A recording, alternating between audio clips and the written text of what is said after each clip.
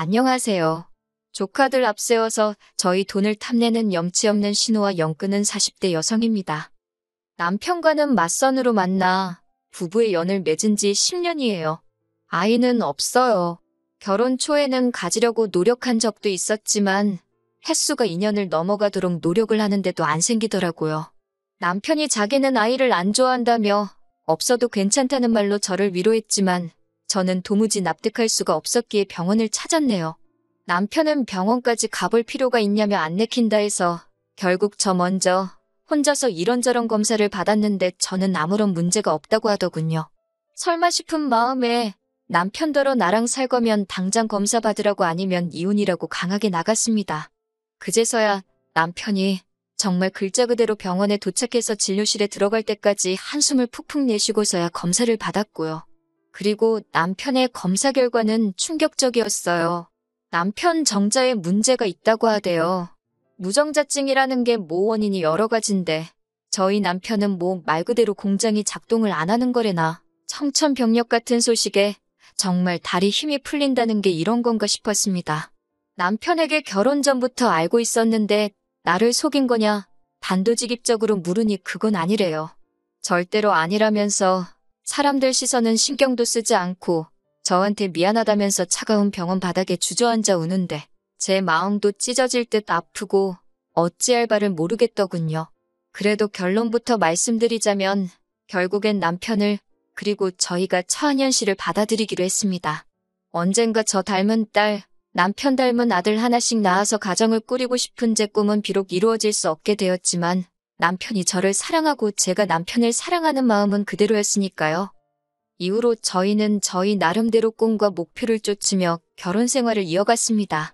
결혼 당시 남편이나 저나 직장 생활을 하면서 모아둔 돈이 제법 있었기에 저희 둘의 힘만으로 신혼살림을 시작했어요. 사실 시댁이나 친정이나 자식들한테 손을 벌리진 않으셨지만 그렇다고 니들 써라 하고 목돈 척척 내주실 상황도 아니었거든요. 한편 남편에게는 위로 3살 차이 나는 시누이가 있었는데 시누이는 저희에 비하면 이른 나이에 시집을 갔어요. 시누이 나이 23살에 대학 졸업을 앞두고 아이를 가졌거든요. 참고로 신우 남편은 서울 노량진 고시촌에서 자취를 하며 사법고시를 준비하던 3살 연상의 고시생이었습니다. 세상에 자기 자식 귀하지 않은 사람이 어디 있겠어요.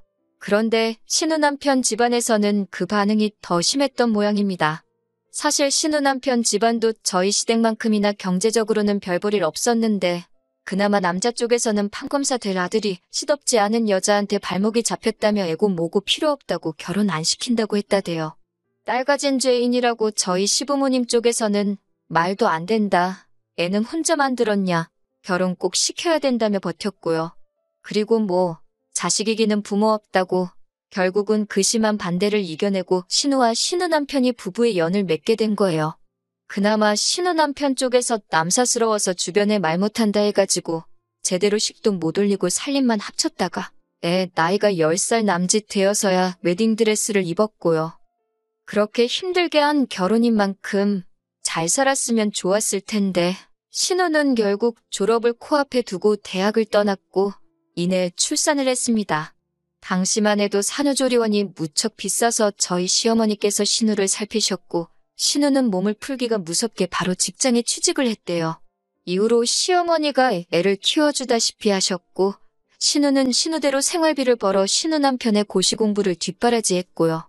이건 여담이지만 그런 와중에 금슬은 좋았는지 어느새 애들은 셋으로 늘어났답니다. 여러 가지 의미로 대단하지요. 아무튼 문제는 그럼에도 불구하고 신우 남편이 판검사는 고사하고 1차 시험도 패스를 못했어요. 이 정도 되면 신우 남편 부모님도 좀 기세가 꺾일 만한데 이게 다 자기 아들 발목 잡은 신우 때문이라면서 오히려 신우를 더 잡더라고요. 이야기를 듣고 있으니 같은 여자로서 신우가 참 불쌍하대요. 하지만 같은 여자이자 가족으로서 불쌍한 건 불쌍한 건데 신우가 자기 사는 게 힘든 걸 저희한테 보상을 받으려고 하니 환장할 노릇이었습니다. 저와 남편이 결혼하고 얼마 지나지 않았을 무렵이었습니다. 어머님 말씀이 당신 사위, 그러니까 신우 남편이 고시 공부를 접기로 했다고요. 하지만 그게 다가 아니었고 뜬금없이 서점을 열겠다 하더랍니다. 말이 나와서 말이지만 처음 서점 이야기를 듣고 제가 남편에게 그건 아닌 것 같다고 했어요. 제 말을 들은 남편도 동감이라더니 곧장 신우한테 매형 좀 말려보라고 한 소리 했고요. 그런데 신우가 오히려 저희를 속물 취급하면서 돈 때문에 하는 게 아니다. 나라의 미래를 위해서 동네 서점이 얼마나 중요한지 아냐 어쩌냐. 뭐 자기 신념이 있어서 한다하니 누가 말리겠어요. 막말로 저희가 돈을 보태줄 것도 아니고 저희도 저희 코가 석자였으니까요. 결국 그래 뭐 알아서 해라 잘해봐라 하고 이후론 저희도 말을 아꼈습니다. 이후로 신우네가 대출을 받아서 기어이 서점을 차리더라고요. 그리고 처음엔 좀 장사가 되는가 싶기도 했는데 아니나 다를까 얼마 못 가서 파리가 날리기 시작하대요. 그리고 신우 남편이 지금도 포기를 못하고 있지요. 신우가 못 빠지게 회사에서 돈 벌어오면 그걸로 서점 빵꾸나는 거에 메꾸고 사실 말이죠 서점이지 이제 오만 잡동사니를 다 가져다 팔아요. 그나마 지방인이 버티고 있지 서울이었으면 진작에 나가 떨어졌을 겁니다. 한편 그렇게 제가 남편하고 결혼한 지 한 3년차 되던 때였어요.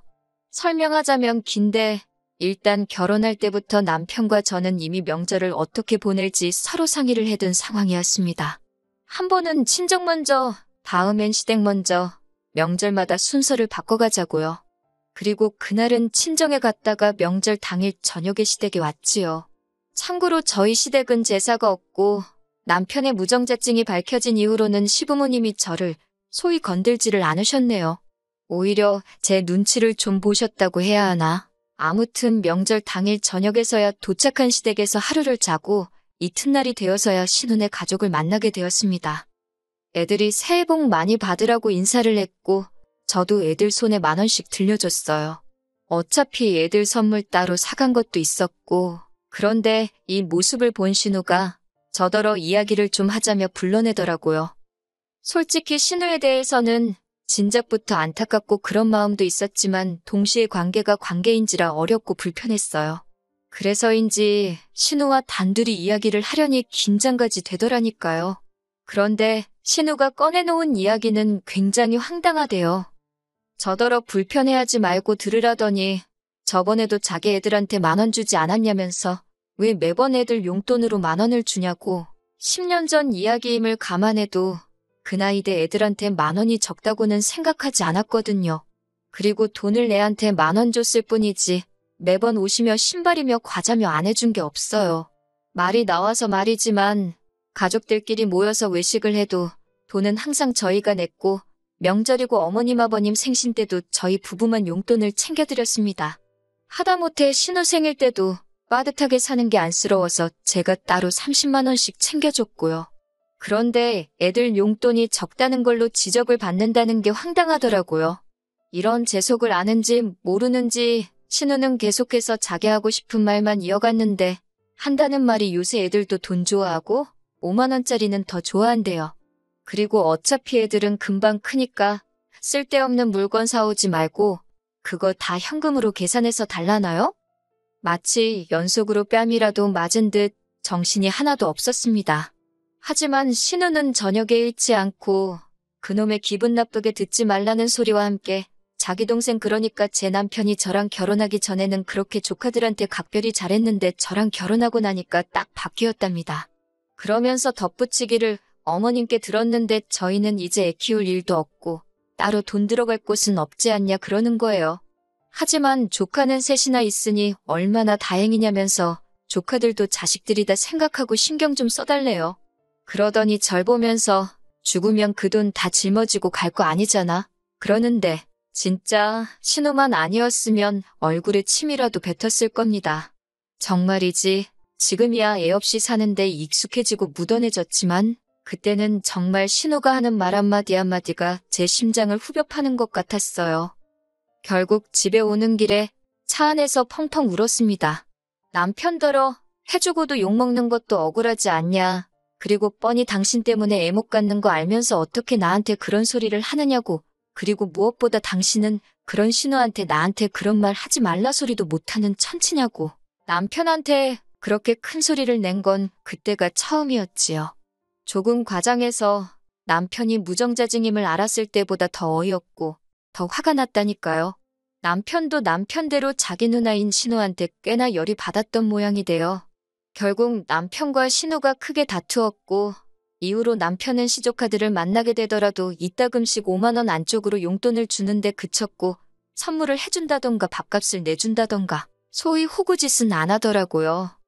그리고 그렇게 몇 년을 살다가 얼마 전 신우와 다시 부딪히게 되었습니다. 참고로 신우는 여전히 사는 게 그저 그래요. 신우에게 전화가 왔는데 하는 말이 큰애가 이번에 수도권에 있는 대학에 합격을 했다고요.